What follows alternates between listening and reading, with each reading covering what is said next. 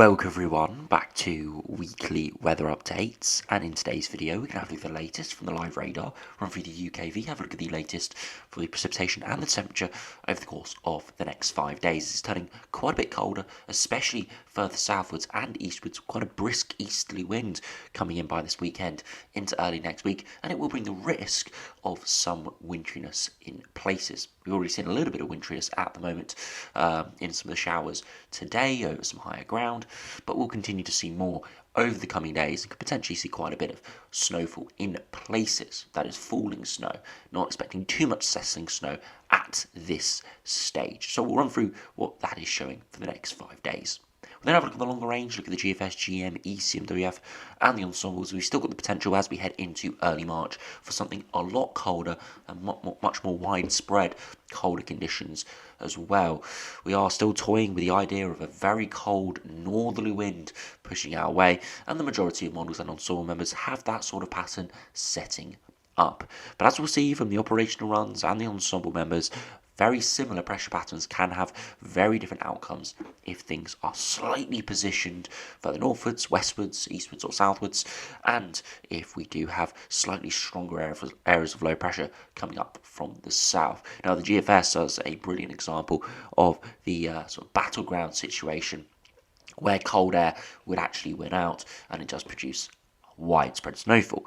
However, other runs will have milder air winning out, and we've just got to decipher what is the most likely scenario at this stage. And as we'll see the ensemble members, there are many runs on either side of the spectrum, warmer and very cold. So I'll have a look at that in the second half of the video. So do remember, if you enjoy my videos, make sure you like and subscribe, and remember to follow me on Twitter as well, the link's in the description. So if we do start on the live radar, you can see there's a bit of precipitation in the north, and you can see it is spreading in, and this is another weather front that will be giving some rain and potentially a bit of snow over the higher ground, as it actually does filter in even colder air that will impact most areas through the coming days, but really only settle in the south with a brisk easterly wind. You can see further southwards a few showers as we saw a little bit of a weather front spreading through, and you can see even a bit of winteriness over the higher ground in the southwest as that air mass coming down is cold. It's just we are now into late February with strong sunshine out there. It does mean surface temperatures will get up to sort of the mid to high single digits today, but up the upper air levels will still remain very cold, and it will mean some of these heavy showers with any moderate hills we could see some winteriness. So that is something we do need to keep an eye on over the coming days. Nothing significant in terms of snowfall, but pretty much anywhere could see some falling snow at times, most likely over the higher ground and to low-lying areas at night, but it could happen pretty much anywhere. So make sure you do keep an eye out for that if you're interested in seeing a little bit of winteriness coming out of the air. If you do look at the temperatures as of around 11 a.m, you can see it's a cool day, but nothing exceptionally cold, generally average to slightly below average in places, especially in the north and over the higher ground. Much more blues and lighter blues there, indicating low single digits towards freezing. We've got a bit more hints of yellow, that's more mid to high single digits, so generally average for the time of year. But of course that colder air mass has only just moved in, and it will continue to cool us down over the coming days. Higher temperatures most likely will be around the 5 or 6 degree mark in the day and around freezing overnight. And of course, with that brisk easterly wind, especially in the south and the east, it will have quite a big impact on the feel-like temperatures with quite a significant wind chill out there as well. So we always have to take that into account whenever we do see an easterly flow. Now, if you do go over to the UKV and have a look at the precipitation and the temperature charts over the coming days, you can see that rain heading into the north over the course of this afternoon and the evening, but really not impacting too many areas before turning much more showery as it does spread through. As many wake up tomorrow, it'll be cloudy with a bit of precipitation around, and then as we head into Friday afternoon, it'll eventually clear and there should be a bit more brightness, but those showers start packing into the northeast coasts. Not too heavy and not too widespread, but could have winteriness within them. And then as we head into Saturday, that wind does veer pretty much to a flat easterly. We do see a lot of wintry showers in places. Again, nothing too heavy, nothing too widespread, but pushing in, and there could be wintriness in those pretty much anywhere through the weekend, and eventually as we head into Monday we do start to see the pattern evolve a little bit differently, but you can still see quite a bit of colder air and potentially wintriness in the south, with really quite a cold air mass pushing in. The UKV definitely has upgraded that colder air mass, as we'll see in a minute. But you can see, yeah, generally dry, but there will be wintry showers in the south and the east, and it will generally feel quite cold out there, even though on the thermometers it'll probably only be 5 or 6 degrees, which isn't anything bitterly cold, really. Now, if you put in the upper air temperatures, you can see that colder air mass that is spread in at the moment. It's only around -4 or -5 degrees at 850 HPA, so pretty much on the cusp of seeing some wintriness, but nothing exceptionally cold, really. As we head through the coming hours, you can see cold air does drift in for the early hours of Friday, and it really does establish itself in the eastern and southern areas. You can see it really pushes in, and by the end of the weekend you can see -8 to even maybe -10 degrees through many areas of England and Wales through Sunday into Monday, and getting even potentially colder than that into Tuesday as well. A real quite cold easterly wind there, down to -10, so -12 degrees at 850 HPA. This is definitely on the colder end of the models and the Ensemble members, but just shows you that only a few days ago we were thinking it's going to be cold, but nothing exceptionally cold. But that air mass has just upgraded over the past few days, and the UKV high resolution model is seeing upper air temperatures getting down to really cold level.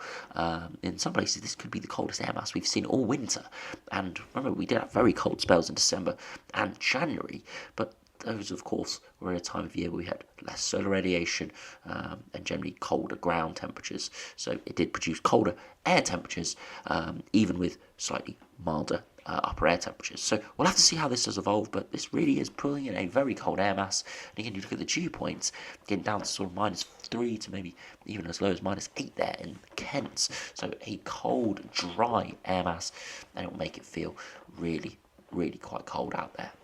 If you do put on the max temperatures, you would see it's nothing exceptional over the coming days, but it is generally colder than average, and the feel-like temperature will make it feel pretty bitterly cold. You can see through this afternoon, widely sort of 6 to 8 degrees, so average really for the time of year, maybe slightly below average in a couple places. And then as we head into Friday, you can see a frost in the south, we have clearer skies, and into the afternoon, those temperatures slightly higher, maybe 8 to 10 degrees, as there is a wedge of slightly milder air there ahead of that colder air pushing in from the northeast. And then as we head into Saturday, widely down towards freezing once again overnight, maybe just slightly above that in places where we've got some thicker cloud. And into Saturday afternoon, look at that, widely 5 to 7 degrees, so average to trending slightly below average. As we head into Sunday, overnight temperatures widely down towards freezing again. Pretty much anywhere could see a frost from that. And into Sunday afternoon again, 6 to 8 degrees, even cold on that east coast, especially down to Kent. That could be the coldest place really in terms of feel-like temperature and thermometer temperatures over the coming days. Only 4 or 5 degrees there, and you could even warn out a bit of wintriness there at times, even to low-lying areas, and maybe even some settling over some higher ground. As we head beyond that into Sunday, night into Monday, widely below freezing again, and into Monday afternoon, still really quite cold, 5 to 7 degrees, maybe as high as 8 in a few spots, and into the early hours of Tuesday, once again, getting down towards freezing in the south, where we've got the coldest air, and in Scotland, where we've got clearer skies. As you can see over the coming days, it is cold, nothing exceptional at this stage, but it would be cold enough to produce wintriness in places. And of course, if that air mass does linger in the south and the east, then does establish itself for a few days at least, we could see some really quite cold conditions that we weren't anticipating a few days ago, simply because the air temperatures have upgraded in terms of the depth of cold coming in from the east. But of course, we'll have to keep an eye on that. The ensembles, as we at the end of the video, are not all on board with something that cold. Most of them are getting out sort of a -6 to -8 level, but perhaps not quite as cold as -10. So we'll still have to keep an eye on that, and over the coming days I'm sure it will be resolved, and we'll be able to see exactly how cold it will get towards the weekend into early next week. Now, if you go over to the GFS, you can see the northerly flow coming in at the moment round the higher pressure system, and eventually that high pressure will move further northwards and start to pull in a pretty cold easterly wind into early next week, and that's where we could potentially pull in that really quite cold air mass in the far south and east. However, it's what happens after that. We do see that higher pressure building up towards Greenland, and it starts to try and pull in a northerly flow.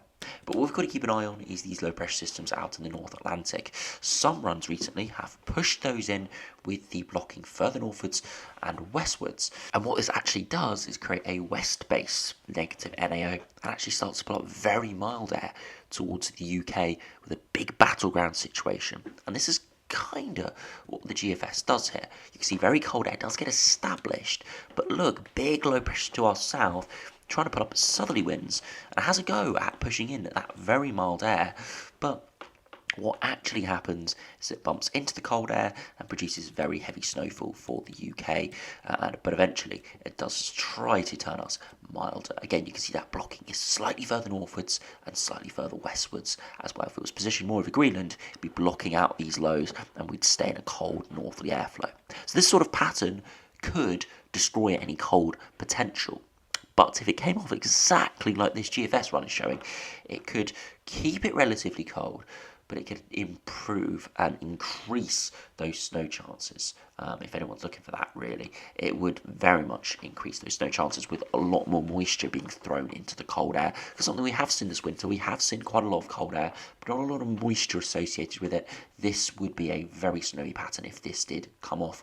And again, it's all about deciphering where this block does position itself, whether it keeps us in a northerly airflow, brings up a southerly airflow, or keeps us kind of in between like this GFS run is doing. Now, if you pull it back and just have a look at those upper air temperatures, you can see for early next week we do see that very cold air mass in the far southeast getting down to maybe even that -10 level for a time in the far southeast, where eventually it does disintegrate away. The high pressure moves to our north and our west, and we pull in a bitterly cold northerly wind. The -10 isotherm gets in for pretty much everyone, but look at that, the 10-degree isotherm, 20-degree temperature difference is lingering through central parts of France. Now it tries to push in and bring us very mild conditions, and you can see most of Central Europe goes very mild indeed, but it comes up against that cold air and just produces extremely heavy snowfall for eventually clearing. And we do actually try to go milder, but that cold block continues to try and hold on. These sort of scenarios are very volatile, very uncertain, very subtle differences in this can produce very mild conditions or could produce very cold conditions, very dry conditions, and very snowy conditions. So this is one of these where I do kind of hope this does not come off and this doesn't stay in the model output, because it's going to be really horrible to try and forecast and try and keep up to date with this, as it will be chopping and changing every single run, and things probably will go very wrong. We'll suddenly see models all producing cold, and we'll say we're going cold, and then they'll suddenly flip. That sort of pattern we have seen with this sort of outcome before, but we'll have to see. The GFS, though, today, yes, it's very marginal, but it does produce some very heavy snowfall and very cold conditions for a number of days for the first week of March, but it's only a couple hundred miles away from producing spring-like conditions with that very mild air across the near continents. Now, if we do go over to the GM, see how that does compare, again, you can see that northerly wind coming in at the moment, the easterly wind following in behind, so pretty much all models have got that, they've got the colder air until the first day of March, and then they retrogress the high pressure up to our north, and again, it does try to pull that northerly wind in, but we've got a bit of a low pressure system here that's not cleared. Now, if this does clear in the coming days, it would produce very, very cold air, but this is the sort of pattern where that mild southwesterly is not too far away, and if this block does move very sussly northwards and westwards, it could start to produce milder conditions, and this cold air could stay 100 miles to our north. So we'll have to see exactly how this does play out, but once again, a bit of a battleground, potentially going very cold here, but potentially staying very mild as well. And we'll see that reflected on the ensembles at the end of the video, which are all pretty much very indecisive. Some very mild runs, some very cold. So yes, the very cold northerly wind is looking likely to try and come off, but whether it is successful is yet to be determined. If you look at the ECMWF, see how that does compare. Again, the high pressure over the top of us, easterly flow coming in, and as we head towards day 10, it attempts to ridge to our north, but actually just sits over the top of us and continues to put in a chilly easterly flow. You can see actually quite cold air is in for a time, and this would be cold, potentially quite cold, even colder than some of the other runs we were looking at, simply because we're under higher pressure with cold air masses mixing in. But it would be dry. There would be no winteriness at all with this. It would just be frost and fog and pretty nice sunshine out there most likely. So this is the sort of pattern that if you do like cold weather but you don't want anything wintry at all, this is the sort of pattern that is good. And this is the sort of flow where we would see very dry but also chilly conditions. There's a big contrast to the other two runs, not getting that high pressure anywhere as far northwards as we anticipated, but we'll have to see exactly how it does play out. It still does go cold, just not quite as wintry and not quite as blocked as the other runs were going in terms of northern blocking, that is. It's just got that block sat over the top of us instead of towards Greenland. Now, if you finished the video, but just have a look at the ensembles. Now, you can see it is cold over the coming days, getting down to perhaps potentially even minus 10 degrees at 850 HPA towards the end of the month. And then it rises to average to slightly above average for the first couple of days of March, as we see that high pressure retrogress up towards Greenland, or attempt to. And then we see the huge sort of volatility within the ensembles. Some 5 to 10 degrees at 850 HPA, others -5 to -10, or even -10 to -15. And there's huge clusters at both ends of the spectrum. The overall ensemble mean is slightly below average, so perhaps he's slightly skewed towards the colder evolution, but no massive signal at this stage. And it's been like this for a number of days, so no real resolution as of yet for the first week or two of March. But cold air and cold potential is definitely still there, but there is the chance that we do see milder air for a time as well, or milder air winning out completely. It's one of these patterns where it's impossible to say exactly what's going to come off.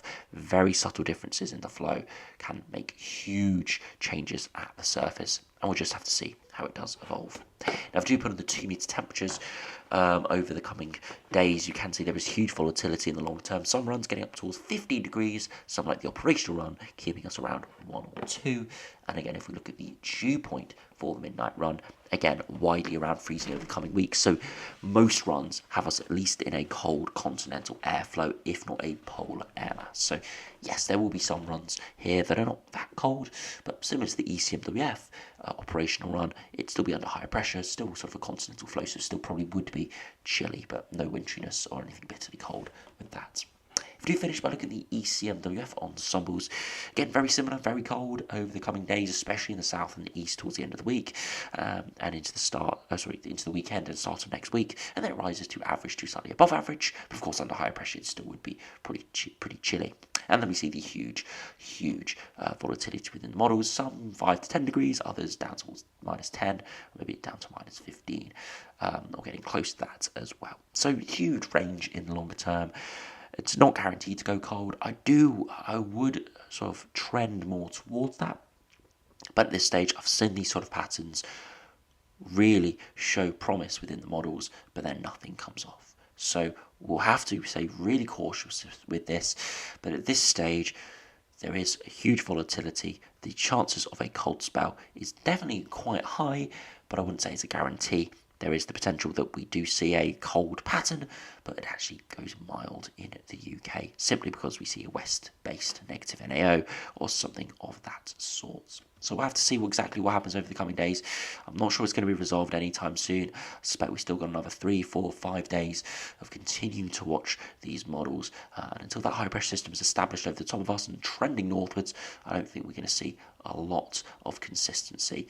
So it is just going to be one of those where we've got to watch and keep an eye on it. So anyway, thanks for watching. Hope you enjoyed. Make sure you stay up to date with what's going on, as there could be huge variation into early March. It could be very mild, or it could be very cold and snowy. We'll have to see. But I'll see you again for another video soon.